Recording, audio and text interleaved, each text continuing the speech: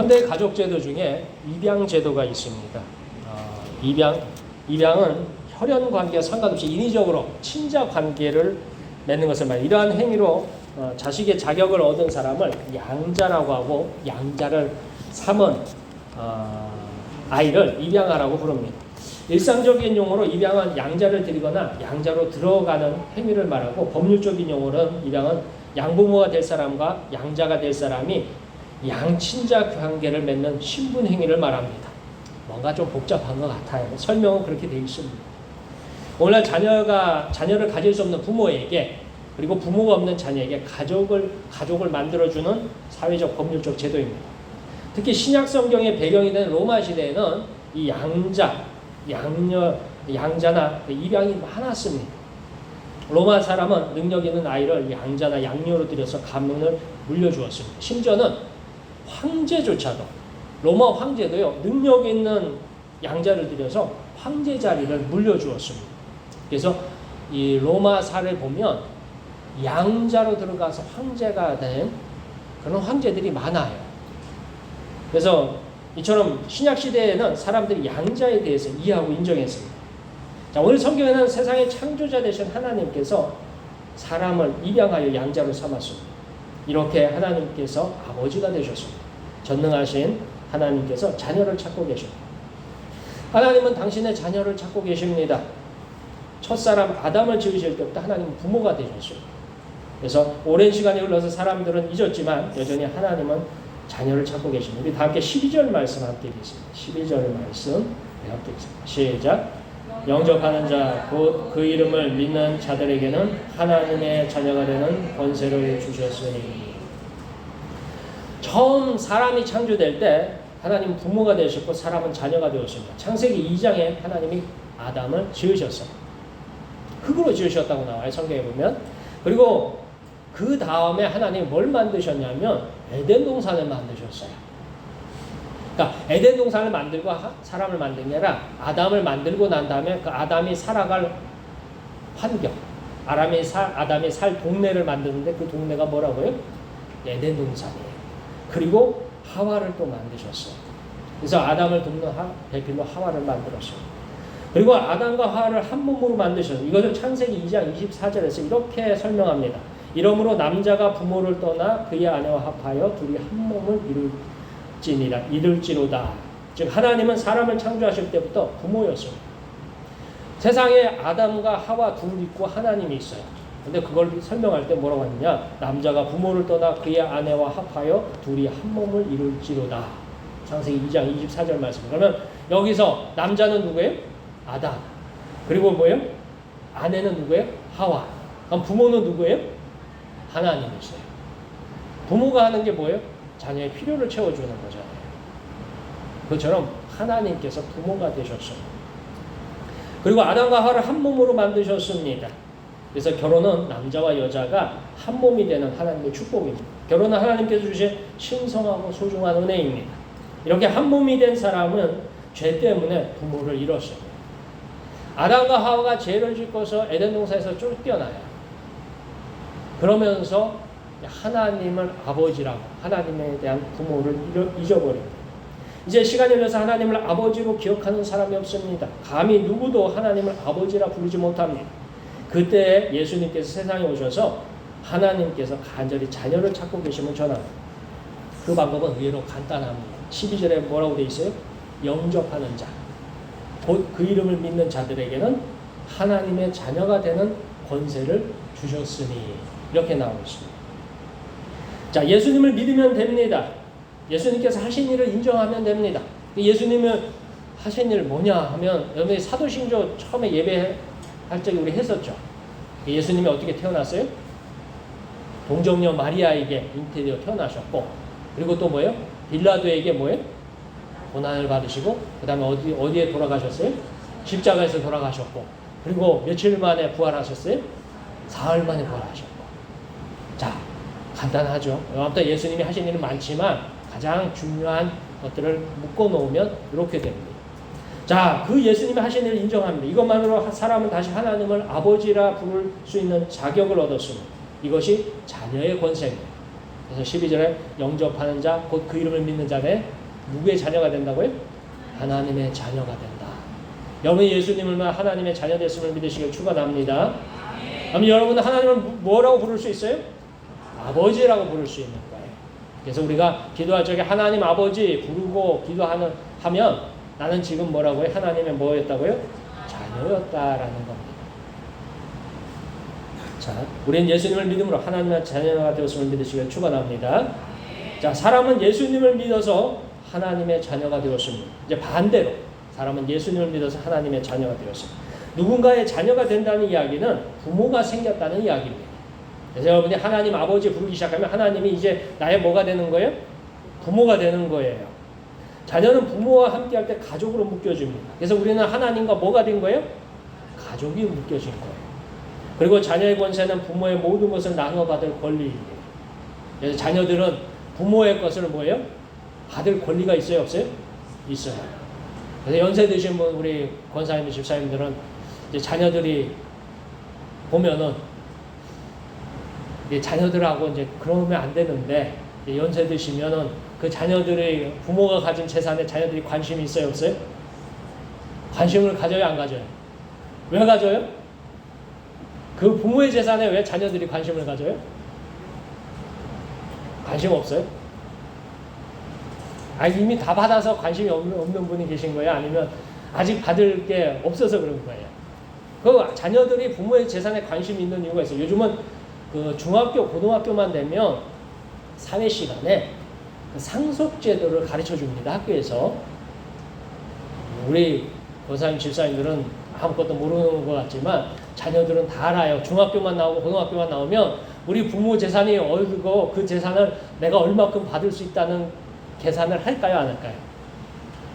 이미 다 해놨어. 다 했어. 우리 부모가 재산이 얼마가 있으면 내가 얼마 받을 거를 다 학교에서 다 가르쳐줘요. 근데 요즘은 자녀들이 다 어떻게 나눠줘요? 자녀가 셋이면 부모의 재산을 어떻게 해요? 케이크를 3등분을 자르듯이 부모의 재산을 3토막을 내서 각자 어떻게 해요? 하나씩 나눠 갖는 거예요. 예전에는 뭐 장남, 차남, 뭐 딸 이렇게 구분했는데 요즘은 그런 거 없이 딸, 아들 상관없이 모두 다 동일한 지분으로 상속받을 권리가 있습니다. 부모의 재산을 이렇게 받는 거예요. 자, 왜 이야기를 하냐면 오늘 성경이 그 얘기를 해요. 우리 다 함께 12절에서 13절 말씀 읽겠습니다. 12절에서 13절 말씀 함께 읽겠습니다. 시작. 영접하는 자, 곧 그 이름을 믿는 자에게 하나님의 자녀가 되는 권세를 주셨으니 이는 혈통으로나 육정으로나 사람의 뜻으로 나지 아니하고 오직 하나님께로부터 난 자들이니라. 자, 우리가 육신의 부모에게도 자녀가 그 부모의 재산을 상속할 권리가 있듯이 우리가 하나님의 자녀가 됐으니까 우리도 누구로부터 받을 권리가 있는 거예요? 하나님으로부터 받을 권리가 있는 거예요. 우리가 자녀를 낳아서 키워보면 아는 것이 몇 가지 있습니다. 처음 어린 자녀들은 항상 필요를 부모를 통해서 얻고 해결합니다. 일종의 손벌리기입니다. 자녀들 어렸을 적에는 다 뭐 필요하면 누구한테 와서 얘기해요? 엄마한테 얘기하잖아요. 과자를 사달라는 것도 엄마. 장난감을 사달라는 것도 뭐예요? 엄마. 조금 영리하면 이제 아빠한테 가서 사달라고 하죠. 부모한테 다 전적으로 의지해요. 일종의 손벌리기인데 지난주에 이제 목포역에서 기차를 기다리는데 어떤 부부가 아이를 데리고 역을 방문했습니다. 왜 방문했는지 모르는데 아이를 데리고서 부부가 같이 나왔어요. 아이가 꼬마가 아직 한 3살, 4살 정도 되는 것 같아요. 마침 이제 아이가 부모에게 무엇을 요구할 것이 있는가 싶어서 갑자기 울기 시작했어요. 그 목포역에 사람들이 그 많은 데서 거기서 막 우는 거예요. 아이가 한 3살짜리 여자아이였는데 3살짜리가 4살짜리가 막 거기서 막 서럽게 우는 거예요. 그러니까 사람들이 어떻게 해요? 사람들이 지나가다가 볼까요, 안 볼까요? 저도 이제 저희 사모하고 기차를 기다리면서 그 창밖에, 목포역의 카페에서 보는데 창밖에 그 아이가 막 서럽게 우는 거예요. 그러니까 아빠가 모르는 척하고 먼저 가버렸어. 이제 누구만 남았어요? 엄마만 남았어. 그러니까 아이가 아빠가 가버리니까 아이가 그때부터 더 울려고 목포역 그 바닥에 배를 깔고 누워가지고 어떻게 해요? 더 작게 울었을까? 더 크게 울었을까? 더 크게 우는 거예요. 그러니까 엄마가 어떻게 모르는 척하고 막 걸어가는 거예요. 그러니까 아이가 어떻게 했냐면 벌떡 일어나더니 막 쫓아가더니 엄마 다리를 꽉 잡고 어떻게 했어요? 따라간 거예요. 그리고 나서 시간이 좀 지나서 그 아빠 엄마가 그 아이를 데리고 다시 왔어요. 근데 아이는 그때 어떻게 울고 있을까요? 웃고 있을까요? 막 웃으면서 오는 거예요. 그래서 이 아이가 때를 쓴 것이 성공했는지 실패했는지 모르겠지만 그걸 보면서 아, 이게 가족이구나. 아, 저런 모습이 가정이구나 하는 생각이 들었습니다. 아이의 필요는 부모를 통해서 채워집니다. 어느 정도 아이가 자라서 청년이 되고 청년이 자립할까지 부모는 아이의 모든 필요를 채우기 위해서 노력합니다. 여기서 부모 된 분들, 우리 자녀들 한참 지금 크고 있는 자녀를 두고 있는 부모님들은 걱정이 많죠. 그 자녀들을 어떻게 하기 위해서요? 그 자녀를 키워야 되잖아요. 그래가지고 독립시켜야 되잖아요. 그때까지 뭘 해야 돼요? 열심히 벌어야죠. 그래야 어떻게 해요? 그 자녀들을 키우고 뒷바라지 할 거 아니에요. 그냥 낳았다는 이유만으로 그렇게 막 열심히 벌어야 하는 게 그 부모입니다. 자, 부모가 이렇게 하는 이유가 뭘까요? 왜 그렇게 하세요? 그런 이유는 뭐냐면 그것은 부모의 마음에 사랑이 있기 때문이에요. 사랑이 있기 때문이에요. 누군가 부모의 마음속에 사랑을 가르쳤고 사랑을 심었습니다. 태초에 하나님께서 아담과 하와의 부모가 되어서 아담과 하와에게 사랑을 주셨고 가르쳤습니다. 이후에 아담과 하와는 자녀를 낳아서 하나님께서 베푸신 것 그대로 그 자녀들에게 했어요. 물론 하나님이 아담과 하와에게 베푸신 것만큼 못했을지라도 하나님이 부모가 됐어서 아담과 하와에게 베푸셨던 것들 그거를 보면서 그 자녀들에게 또 어떻게 해요? 동일하게 어떻게 했던 거예요. 그러니까 하나님의 받은 사랑을 동일하게 자녀에게 베푸는 그렇게 사람은 사랑을 배우고 사랑을 베푸는 과정을 통해서 사랑을 깨닫습니다. 그래서 우리 부모가 되신 우리 집사님, 권사님들은 다 아셔요. 사랑이 뭔지.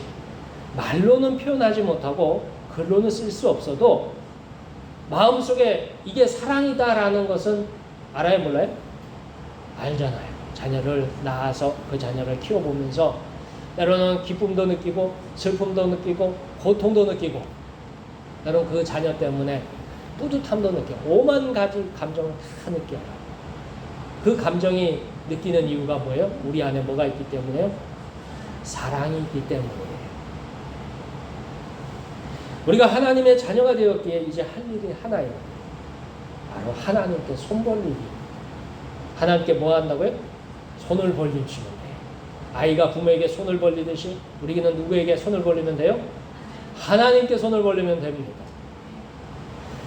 우리 육신에 보면 한계가 있습니다. 능력에 제한이 있습니다. 그러나 하나님은 전지전능하시게 되니 우리의 필요를 채우실 수 있습니다. 하나님께 떼쓰기가 잘 통하지는 않지만 그래도 손 벌리기 정도는 할 수 있습니다. 바로 기도를 통해서 할 수 있습니다. 우리가 하나님의 자녀이기에 가능합니다. 오늘 우리 교회의 모든 교인들에게 이 기도 수첩을 나눠드렸습니다. 이 기도 수첩이 뭐냐면 일종의 하나님 앞에 손 벌리기예요. 기도 수첩에 기도를 적으시고 아침과 저녁에 잠깐씩 기도하십시오. 그리고 기도 응답이 이루어지는 날에 날짜를 꼭 기록하십시오. 그리고 하나님께서 아버지로서 우리는 하나님의 자녀로서 아버지의 사랑을 경험하고 깨닫고 하나님의 살아계심을 믿는 모두가 되기를 축원합니다. 자, 우리가 하나님의 자녀가 된 이유가 있습니다. 자, 우리가 하나님의 자녀가 된 방법으로는 우리가 하나님의 자녀가 된 이유는 하나님께서 은혜와 진리가 충만하기 때문입니다. 이렇게 하나님 은혜와 진리가 충만한 하나님의 자녀가 되는 방법은 성경은 저는 다 함께 13절에서 14절까지 말씀드리겠습니다. 13절에서 14절까지 말씀 함께 읽겠습니다. 시작. 이는 혈통으로나 육정으로나 사람의 뜻으로 나지 아니하고 오직 하나님께로부터 난 자들이니라. 말씀이 육신이 되어 우리 가운데 거하시매 우리가 그의 영광을 보니 아버지의 독생자의 영광이요 은혜와 진리가 충만하더라. 아멘. 자, 사람이 하나님의 자녀로 되돌아왔습니다. 이제 성경적인 방법은 예수님만을 믿으면 됩니다. 그래서 여러분들이 사도신경에 고백했죠. 예수님은 이런 예수님을 믿습니다. 예수님께서 행하신 모든 일을 인정하고 받아들이고 믿기만 하면 됩니다. 간단하죠. 예수님을 믿는 거. 예수님 믿으시죠? 예, 예수님을 믿는 거 간단합니다. 그러나 사실은 간단하지 않습니다. 바로 왜 어려운가? 14절에서 이렇게 되어 있어요. 말씀이 육신이 되어 우리 가운데 거하시네 라는 내용이 있어요. 이 말이 뭐예요? 말씀이 뭐가 됐다고요? 육신이 되어서 누구 가운데 있다고요? 우리 가운데 있다. 예수님이 사람으로 오셨어요. 그것을 이제 믿는 거예요. 요한복음 1장 1절에서 태초에 말씀이 계시는 이 말씀이 하나님과 함께 계시는 이 말씀은 곧 하나님이심이라. 시작합니다. 창세기 1장 1절에는 태초에 하나님이 천지를 창조하시니라 라고 시작합니다. 여기서 태초에라는 동일한 시간이 있습니다. 자, 우리는 이것을 어떻게 받아들이고 믿고 있을까 하는 거예요. 지금 우리가 믿을 적에는 우리는 이제 하도 많이 들었어요. 예수님이 하나님의 아들이시고 우리를 구원자 되신다는 내용을 몇 번 들은 것 같아요. 수도 없이 들었죠. 그래서 우리의 믿음이 마치 세상 사람들 뭐라고 생각하면 세뇌됐다라고 이렇게 생각할 정도예요. 자, 그런데 실제는 뭐냐면 지금은 뭐 그렇게 하나님 말씀을 받아들이기도 합니다. 그렇다면 예수님을 향해서 하나님이라 부르는 부분에서 문제가 생깁니다. 사람을 하나님으로 믿고 인정하고 받아들이는 문제는 어렵습니다. 예수님은 사람으로 오셨어요. 사람으로 오신 예수님을 하나님이라고 믿고 받아들이고 인정하는 것은 결코 쉬운 일이 아닙니다. 우리는 이미 이제 하도 오랫동안 이게 습관화되고 듣고 반복해서 들어서 뭐라고 해야 되나 거의 세뇌 비슷하게 해가지고서 가지고 있어요. 그래서 믿음과 이걸로 갖다 혼동을 하는데 이렇게 생각하면 어떨까 하는 거예요. 여러분들이 어린 시절 친구 있죠. 초등학교 때 시절에 친했던 친구.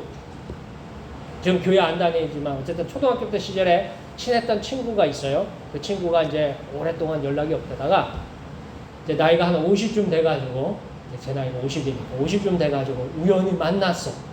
반가워요? 반갑지 않아요? 엄청 반갑겠죠? 그러니까 초등학교 졸업하고 한 40년 만에 만났어. 친구를. 근데 그 친구가 여러분들 하는 말이 있어. 내가 하나님이야. 그 얘기를 그 친구가 하는 거야. 그럼 여러분들은 무슨 생각을 할 것 같아요? 뭐라고 생각했어요? 여러분 아멘하고 믿겠어요? 아니면 이게 미쳤나? 얘가 사이비 교주가 된 거나? 이런 생각하시겠어요? 1번, 2번 중에 어느 거? 아멘하고 믿으실 분 손 들어보셔요. 아무도 안 되시네. 얘가 미쳤구나 하는 분 손 들어보셔요. 이거는 예. 사람이 돼서 자기가 하나님이라고 주장하면 우리는 그 사람을 보면서 정상이 아니라고 생각하겠죠? 정상이라고 생각하는 분 계셔요?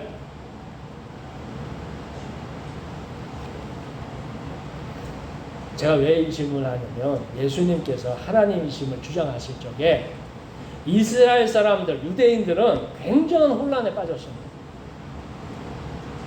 예수님이 사람인데 그 아버지는 요셉이고 어머니는 마리아예요. 그리고 그의 형제들이 있어요. 그리고 그가 어디 살았어요? 나사렛에 산 동네도 살았어요. 그러니까 주소도 있고 부모도 있고 형제들도 다 있어요. 근데 예수님이 어느 날 갑자기 하시는 말씀이 내가 누구라고요? 내가 하나님의 아들이야 하는 거예요. 여러분들도 여러분들 친구들 하면 뭐 40년은 아니고 한 10년 만에 만나면 반갑지만 그 친구가 하는 말이 내가 하나님이야 하면 어떤 심정이 되겠어요? 앞으로 또 만나야 되겠어요? 안 만나야 되겠어요? 만나면 문제 생길 것 같아요? 안 생길 것 같아요? 문제 생길 것 같잖아요. 내가 하나님이라고 주장하는 친구가 갑자기 생겨나면 이건 문제가 있구나 하고서 다 멀리 할 거 아니에요. 예수님이 그런 거예요. 예수님께서 세상에 오셨는데 예수님께서 많은 일을 하셨는데 그 중에 결정적으로 하신 말씀이 예수님 뭐예요? 주는 그리스도시요 살아계신 하나님의 아들이십니다 라고 베드로가 고백했는데 그거를 예수님께서 인정하셨어요. 그러니까 유대인들이 큰 혼란에 빠지는 겁니다. 안 믿자니 우리 같으면 안 믿었어. 우리는 뭐냐면 친구가 40년 만에 20년, 30년 만에 내가 하나님이 하면 절대로 안 믿어. 얘 문제가 있구나. 얘를 가까이 하면 문제가 생기고 있구나. 얘 오면 얘하고 웬만하면 이제 아는 척도 말아야지. 이러지만 예수님한테는 그럴 수가 없었어요. 왜냐하면 예수님에게는 능력이 있었어요. 그 능력이라는 게 죽은 자를 살려요. 그리고 병든 자를 고쳐요. 없는 것을 있게 할 수 있어요. 어마어마한 권능이 있어요. 그 예수님의 능력이 있어요.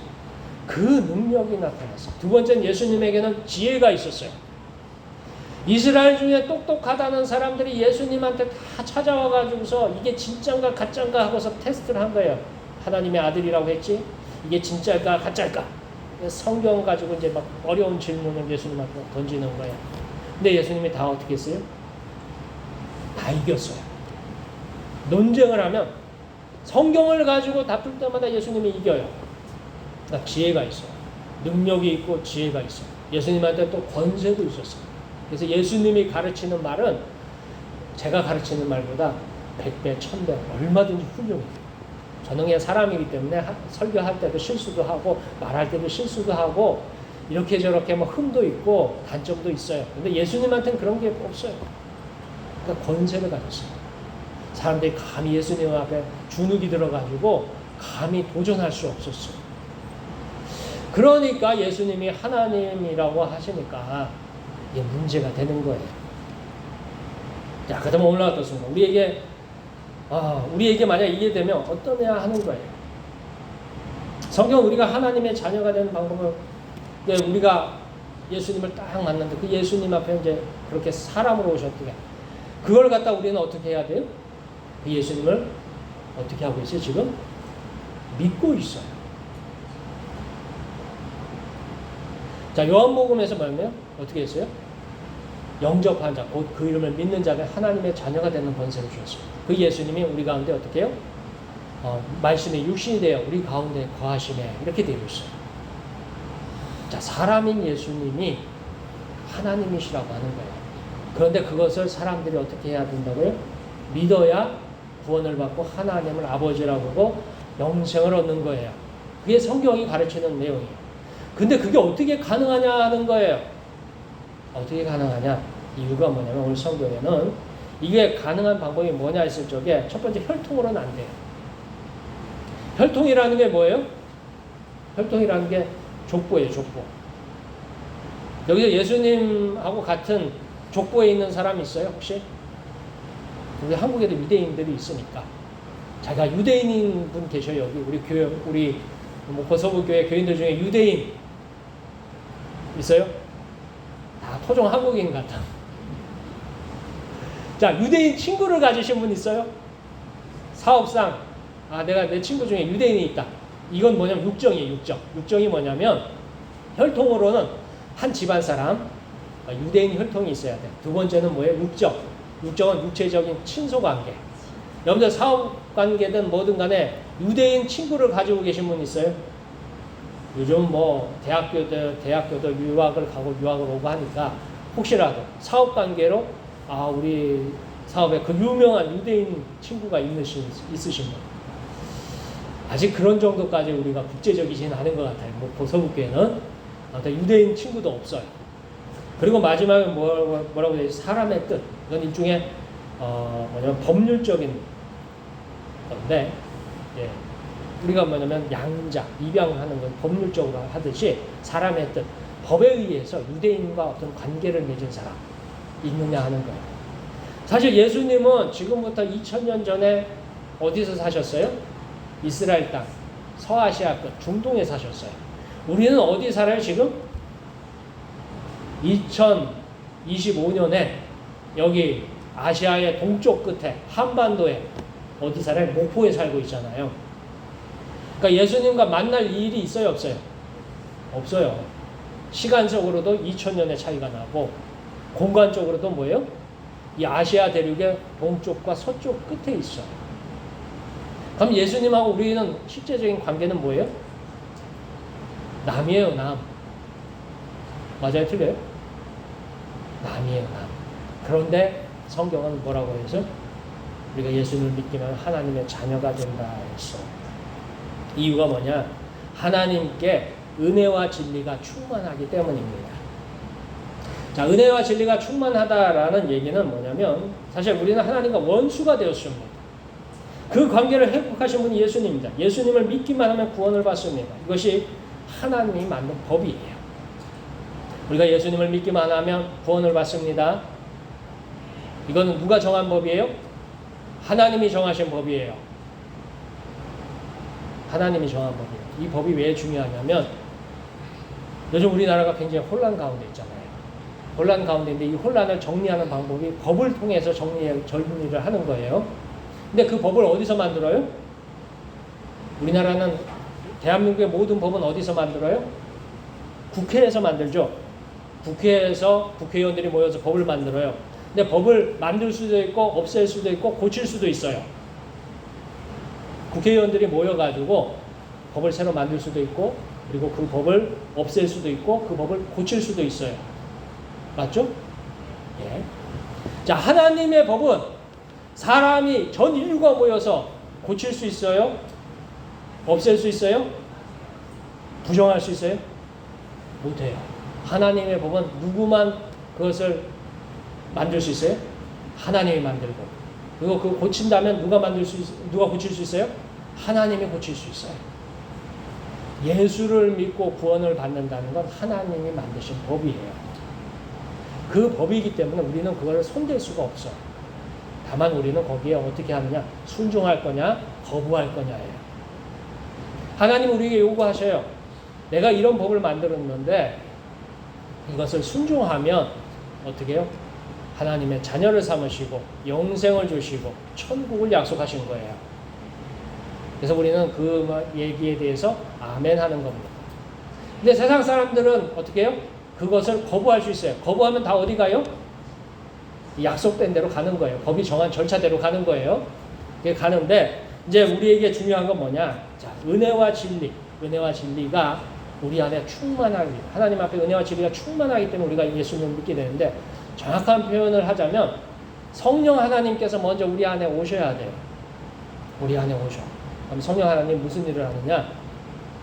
제가 이제 지난주 목요일 날 목포로 이사를 왔습니다. 이사를 왔는데 이제 사택에 이제 여러분들이 준비해 주신 그 사택에 들어갔는데 사택안을 이제 고쳤더라고요.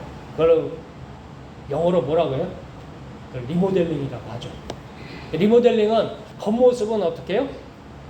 그대로인데 뭐를 바꾸는 거예요? 내부를 바꾸는 거죠. 하나님의 은혜와 진리가 여러분 안에 여러분의 속사람을 다 고쳤어요. 하나님 없이 살 때, 죄 가운데 살 때 여러분의 겉모습은 동일하지만 하나님의 성령이 은혜와 진리로 여러분 안에 들어가서 여러분의 내부를 어떻게 해요? 다 뜯어 고쳤어요. 누구를 믿도록요? 예수를 믿도록, 하나님을 믿도록, 삼위일체 하나님을 믿도록 여러분의 속을 다 고치셨어요. 그걸 뭘로 했느냐? 우리는 세상의 집은 그 속을 고칠 적에 기술과 힘으로 하지만 사람의 속을 고칠 적에는 하나님의 은혜와 진리로 하는 줄 믿으시길 축원합니다. 여러분이 예수님 믿는 것은요, 하나님의 충만한 은혜와 하나님의 충만한 진리가 여러분의 속에서 역사했기 때문입니다. 여러분을 움직였기 때문이에요. 지금 세상에 믿지 않는 모든 사람도 동일하게 은혜와 진리가, 하나님의 은혜와 하나님의 진리가 부어지면 그 사람들도 속에서 어떤 일이 일어나요? 여러분과 동일한 일이 일어나요. 그 속이 바뀌어요. 그리고 그들이 뭐예요? 예수님을 믿기 시작해요. 그리고 하나님의 자녀가 돼요. 그리고 구원에 이르는 줄 믿으시기를 축원합니다. 기도하시겠습니다.